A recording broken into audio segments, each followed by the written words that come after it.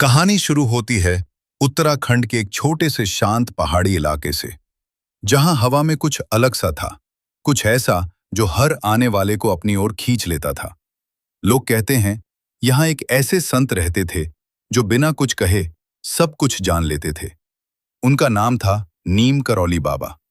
कुछ लोग उन्हें भगवान का अवतार मानते थे, तो कुछ कहते थे वो सिर्फ एक साधारण इंसान थे। लेकिन जो उनके पास गया, वो कभी पहले जैसा लौटकर नहीं आया। एक दिन की बात है, एक आदमी जो बहुत परेशान था, उसकी जिंदगी में सिर्फ दुख ही दुख थे। उसने सुना था, एक बाबा हैं जो हर समस्या का हल जानते हैं। वो कई किलोमीटर दूर से पैदल चलता हुआ आखिरकार उस आश्रम तक पहुंच गया। जैसे ही वो अंदर गया, बाबा ने उसे देखा और बिना कुछ पूछे बोले, तू अपने भाई से नाराज है और वही तेरी सबसे बड़ी परेशानी है। वो आदमी सन्न रह गया, क्योंकि ये बात उसने कभी किसी को नहीं बताई थी।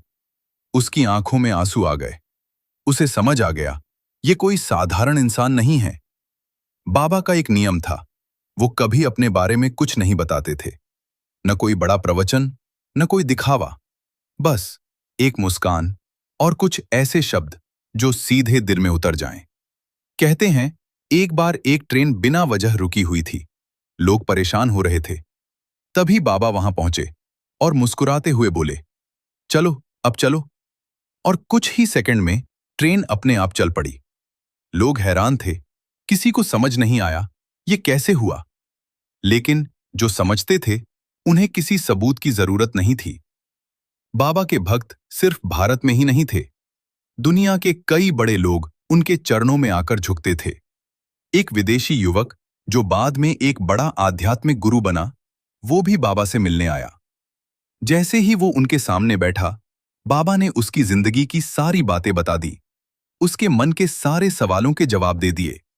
उस दिन उसकी जिंदगी बदल गई। कहते हैं, बाबा के पास कोई भी खाली हाथ नहीं जाता था, लेकिन वो हमेशा कहते थे, मुझे कुछ नहीं चाहिए, बस प्रेम चाहिए। एक और घटना, एक महिला बहुत बीमार थी। डॉक्टरों ने जवाब दे दिया था। उसके परिवार वाले आखिरी उम्मीद लेकर बाबा के पास पहुंचे। बाबा ने बस इतना कहा, चिंता मत करो, सब ठीक हो जाएगा। और कुछ दिनों बाद वो महिला पूरी तरह ठीक हो गई। लेकिन बाबा कभी खुद को चमत्कारी नहीं कहते थे। वो कहते थे, सब कुछ भगवान करते हैं, मैं कुछ नहीं करता। समय बीतता गया, लेकिन बाबा की प्रसिद्धि बढ़ती गई। लोग दूर दूर से सिर्फ एक झलक पाने के लिए आते थे। फिर एक दिन वो खबर आई, जिसने हर किसी को अंदर से हिला दिया। बाबा ने अपना शरीर छोड़ दिया था।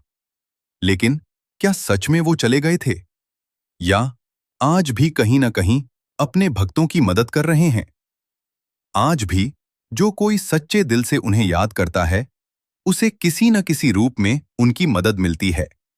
कभी एक इंसान बनकर, तो कभी एक संकेत बनकर। कैंची धाम में आज भी हजारों लोग आते हैं, और हर कोई एक ही बात कहता है, यहां कुछ अलग है। एक ऐसी शक्ति जो दिखाई नहीं देती, लेकिन महसूस होती है।